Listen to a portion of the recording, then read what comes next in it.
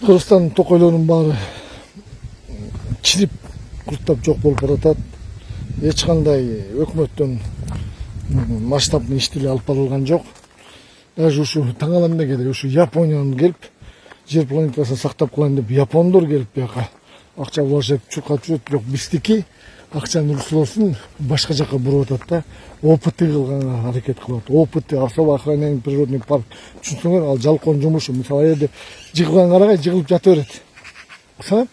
Жыгылган карагай тийбешке өлү чирип жок болуш керек да. Ал макул, 100 жыл илгери ветеринарный убагында болсо болот эле, естественно. А биз антропогенный деп коет. Бир эле жуктун 20дай түрү келди Кыргызстангачы. Бактериянын 1000 деген түрү келди, киши тетет. Грибоктор келди. Анан кийин ал деген приговор да токойго, кыргыз элим. Ал приговор, ал жөнүндө токойду жок кылабыз деп. Бир дагы азыр күнгүнө опыты болуп турганга моралдык укугу жок. Бир дагы жерде опыты кылбагыла кыргыз элим. Бүт баарын лескоз кылгыла, охотничье хозяйство кылгыла. Кадимки эле иштеш керек да.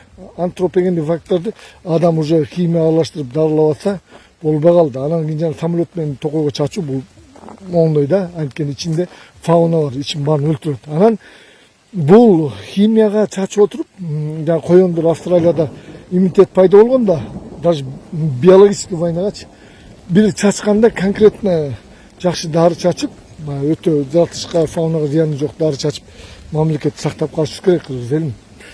Упускать этип баратабыз, кыргыз элим, упускать.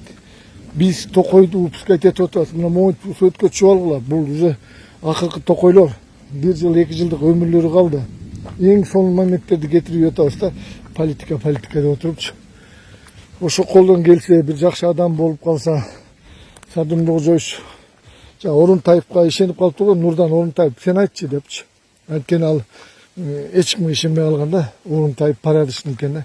Ошентип токой жаныбар жөнүндө мага ишенип калса, мен айтса, мен да ошонун жанында болот элем. Кыргызстан токоюн бир заматта оңдоп коет элем. Кыргызстан токоюн жаратылышын бүт бар. Бул деген готовый система бар сөйттесең.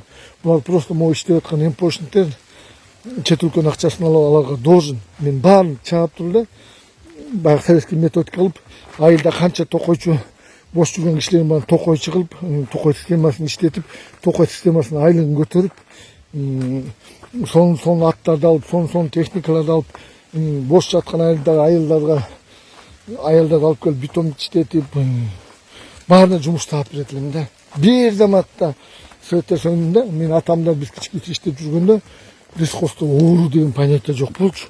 Азыр арчага барсаң арча өлүп жатат, лиственница өлүп жатат, карагай барсаң карагай өлүп жатат. Страшный, бир жагынан өсүп баратат, бир жагынан оору каптап баратат да.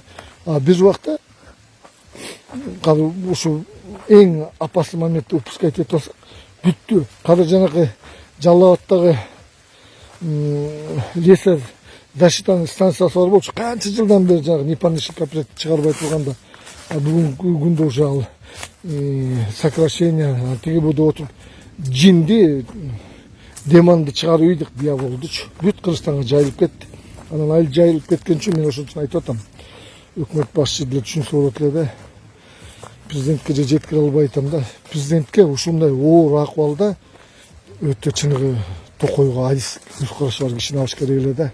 Анан ортодон жанакы бурчта сурушта отурган кишилер ошолор ушу вопросту чечип кайда бир кишилерди алып келишти да. Бүйүкүндө оозу күйүп калган коррупцияга шектелген кишилер эч кандай чечкин иштерге барбайчу. Анткени алар сүт ичмей күрүйлөп айламды ичкенден коруп калганда, ошолорду күрүйлөп аткан аппарат президентте, өкмөттө ата жанттын кишилери отурат. Анан өкмөттө бир эле ата жанттын кишилери, бирок булар не специалисттерде ошол убакта чай куюп жүргөндөр, ошол убакта арак куюп ташып жүргөн балдар бүгүн өзүнүн короли сезип атат.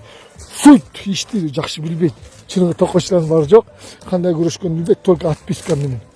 Ошентип отуруп, мүмкүндө жаратылышыбыз на крайне да. Билбейм, мен президентке эле жете албай койдум, өкмөткө эле каяка барганын билбей койдум. Ошо бирок токой политикасын, политикага киришпесең да политика сенин үйүңө келет дейт го. Мен токой политикасына аралашпасам, жаратылыш аябай Koru bolup jok bolup bardı. Mına moto koyu dili gösterteyince kızım. Bileygen karşı büt öldü. Жалбактар жок. Büt var. Niçin өкмөткө жетпейт билбейм. Мен түшүндүм, бирок өкмөткө эмне жетпейт. Анткени баягы таш иттин заинтересованный кадрлар дагы эле президент 6 ороп дагы эле бийликтен кызматтан кете элек экен да. Ошо биздин эң чоң ошибкабыз. Мен ГТТ Капчыгайда общий мониторинг кылып жүрөм. Кыргыз элим. Кыргыз элим өлгөн сасына бүт кырт жээди. Көргүлөчү. Бүгүн Кыргызстандын токойунун акыбалын көргүлө. Кыргыз элим. Бүт котур. Биз баягы черный непарный шилкопреттен коркпой калдык Кыргыз элим. Ал биздин бир тууган экен. Ал деле биздин тоодо толтура. Ага көп көңүл бурбай калдык. Могу непарный шилкопретти Жалал Абадтын лесозащита станциясы кое бербей ажыданды кармап турду эле. Бирок көк мээси болуштар жана атажанттын акмактары келип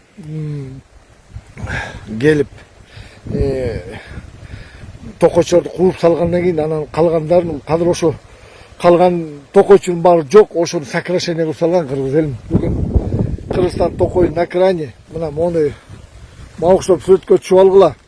Болду, мындай сүрөт болобу, болбойбу? Бир убакыт айтып жүрөтүн. Кыргызстанда токой болчу эле депчи. Токой өлдү.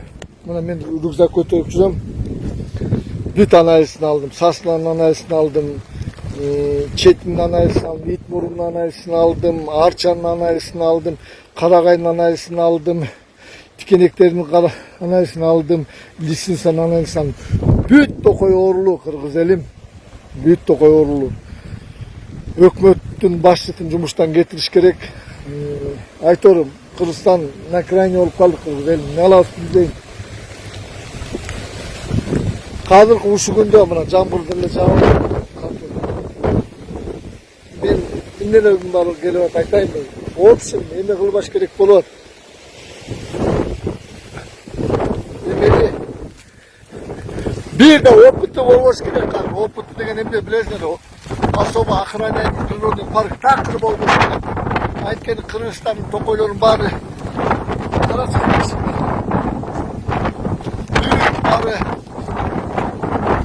Бүт Кыргызстан токойдун баары антропогенный фактор болуп, бүт токойдун баары чирип атат. Бир дагы опыты болбош керек. Бүт жерге адамдар кайрылып, аралашып, эметек иштерди кылмасак, биз Кыргызстандын токойун көрүп ачырайбыз. Эч кимдин моральдык акысы жок.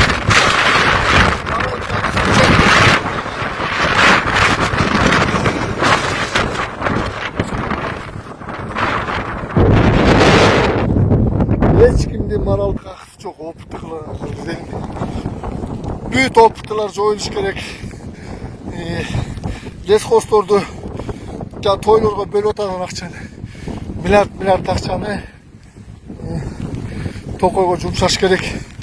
Бүгүнкү күндө моментти упускать этпешибиз керек. Последний күндөрү калды, последний. Мындан ары токой жок болот. Токой жок болуп кеткенче карап отурган бул душмандык.